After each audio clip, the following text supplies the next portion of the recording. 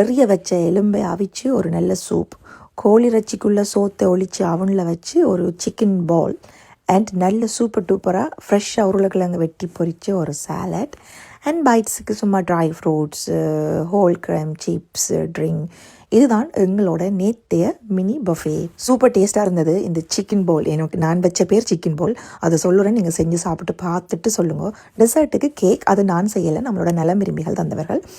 இதுதான் அந்த chicken poles. இப்படி சிக்கன்ட கால் எடுங்கோ. இதை விட அந்த பெரிய வான்கோழின்ற கால் இருந்தால் இன்னும் நல்லம். பட் எனக்கு கிடைச்சது இந்த குட்டி கால் தான். இந்த கீறி போட்டு நுனியில் இப்படி வாந்து எடுக்கிறது நல்ல ஒரு கூர் கத்தி வேணும். எடுத்துச்சு எடுத்த இந்த ரச்சிக்கு தானே இந்த பீஸ், இதை ஒரு பேக்கில் போகிற என்னென்னா அந்த பிஞ்சிடக்கூடாதுக்காக இப்படி 2 பொலித்தினுக்கு நடுவில் வச்சுட்டு அந்த சுத்தியல் மாதிரி உங்களுக்கு இந்த கிச்சனில் இருக்க மின்னாடி அது இல்லை, நான் அந்த அம்மிக்குள்ளவையால் அந்த குட்டிக்குள்ளவையால் இடித்து அதை நல்லா ஃப்ளாட்டாக மெல்லிய ஷீட் மாதிரி அந்த ரச்சியாக ஆக்குறது. இந்த எலும்பிற்கு தானே அதை அறியலை, அதில் ஒரு சூப் செய்வேன். இந்த ரெடி பண்ணி வச்ச கோழி இறைச்சிக்கல நல்ல உங்களுக்கு பிடிச்ச ஸ்பைசஸ் எல்லாம் போட்டு வெங்காயம் போட்டு நல்லா இஞ்சி உள்ளி பேஸ்ட் போட்டு, நான் தனியாக உள்ளி மட்டும்தான் போட்டு, நான் இஞ்சி இல்லை விட்டு கொஞ்சம் அந்த எண்ணெய்க்குள்ளேயே கொஞ்சம் பாதாம் குட்டி குட்டி கட் பண்ணினது போடுங்க. என்னட்ட வாங்கினது இங்கே வச்சுட்டு நான் அப்படியே கோதோடு இருக்கிற பாதாம் கொஞ்சம் இடித்து போட்டு உங்களோட டேஸ்ட்டுக்கு நல்ல ஸ்பைசி ரைஸாக எடுங்க. நான் கறி பவுடர், கொஞ்சம் பாபிக்யூ பவுடர், கொஞ்சம் பெப்பர், கொஞ்சம் செத்தல் அப்படி போட்டு நல்ல டேஸ்ட்டாக இருந்தது. வேணும்னா நீங்கள் கொஞ்சம் பிரியாணி மசாலாவும் விரும்பினா போடலாம், அது உங்களோட டேஸ்ட்டு.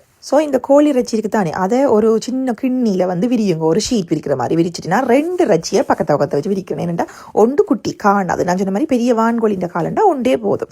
2 விரிச்சு போட்டு அதுக்குள்ள அந்த வீடியோவில் பாருங்க இப்படி செய்யறேன். அந்த ஸ்பைசி ரைஸை வச்சுட்டு அப்படியே மூடி இப்படி கவிட்டு வைக்க இப்படி ஒரு பவுல் மாதிரி வரும். இதுக்கு மேலே நல்ல சீசனிங் உப்பு போடுங்க, உங்களுக்கு பிடிச்ச சீசனிங் போடுங்க. டொமேட்டோ சாஸ் கட்டாயம், டொமேட்டோ சாஸை போட்டு மேலே கொஞ்சம் ஒரிகானோ தூவி ஒரு 1/2 மணித்தியாலம் ஓவனில் வச்சா அப்படியே சூப்பர் டேஸ்ட்டாக வரும். ஆனால் அந்த மெல்லிசா ரச்சியை தட்டலண்டா ஓவனுக்கு வைக்கும்போது என்ன செய்யுமெண்டா அந்த பிரிஞ்சு 2 பீஸ் ஆயிடும். ஸோ கண்டிப்பாக மெல்லிசா தட்ட வேணும். அப்படி இல்லை நீங்கள் என்ன மாதிரி 2 துண்டு ரச்சி பாவிக்கிறீங்களா அந்த ஜாயிண்டில் பல்லு குச்சியும் அப்படியே குத்தி வச்சு பேக் பண்ணி எடுக்கலாம். அவனுக்குள்ள ரச்சியை வச்சுட்டு பிள்ளைகள் பள்ளிக்கூடத்தால் வார கடையில் ஓடி ஜிம்மில் போய் அங்கே போய் வெயிட்டை பார்த்தா ஒரு 1/2 கிலோ கூடி இருந்தது. நான் முதல் நாள் ஒரு சைனீஸ் பஃபேக்கில் போய் சாப்பிட்டேன். அதனால் கூடி இருக்காது. பட் எக்ஸ்ட்ரா டைம் நல்லா கலோரியை கொஞ்சம் பேர்ன் பண்ணிவிட்டு வரும்போது கடைக்கு போய் உருளைக்கிழங்கு வாங்கிக்க வந்து அது ஃப்ரெஷ்ஷாக எண்ணெயில் பொரிக்கிறது எங்கள் பிள்ளைகளுக்கு விருப்பம். பட் நான் டெய்லி டீப் ஃப்ரை பண்ணி கொடுக்கவே மாட்டேன். பட் ஆசைக்கு நாங்கள் ரெஸ்டாரண்ட்டில் போய் சாப்பிட்றது தானே, அந்த மாதிரி அவைக்கும் ஆசைக்கு எப்போ இருந்துட்டு கொடுக்குறது. ஃப்ரிட்ஜில் இருந்த எல்லா வெஜிடபிளும் எடுத்து ஒரு சாலட் ஒன்று போட்டுட்டு இந்த ஃப்ரை பண்ணின இந்த ஃப்ரைஸ் இருக்குது தானே உருளைக்கிழங்கு பொரியலை அதுக்கு மேலே போடுறது.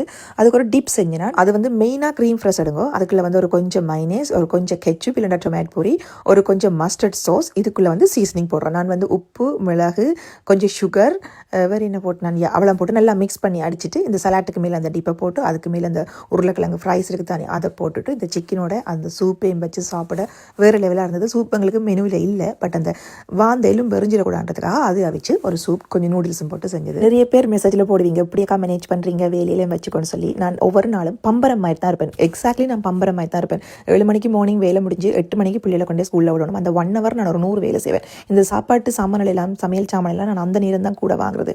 உடுப்பு துவைக்க போட்டுட்டு படுப்பேன். இப்போ இந்த எலும்பிடாக்கண்டு காய போடுற வேலை பார்ப்பேன். கூட்டல் களவெளி தோட்ட வேலைகள் வரும். அதுக்குள்ளே ஜிம்முக்கு போகணும், அதுக்குள்ளே சமைக்கும் போது வீடியோ எடுக்கணும், அதை அப்லோட் பண்ணணும், உங்களுக்கு பதில் போடணும். ஸோ என்னோட லைஃப் எப்போவுமே பிஸியாக இருக்கும், பம்பரமாக இருக்கும். பாவிக்காமல் பளிச்சுன்னு இருக்கிறத விட நல்லா பாவிச்சு துருப்பிடிக்கிற இரும்பாக இருக்கிறது தான் எனக்கு ரொம்ப ரொம்ப பிடிக்கும். அது என்னோட சாய்ஸ்.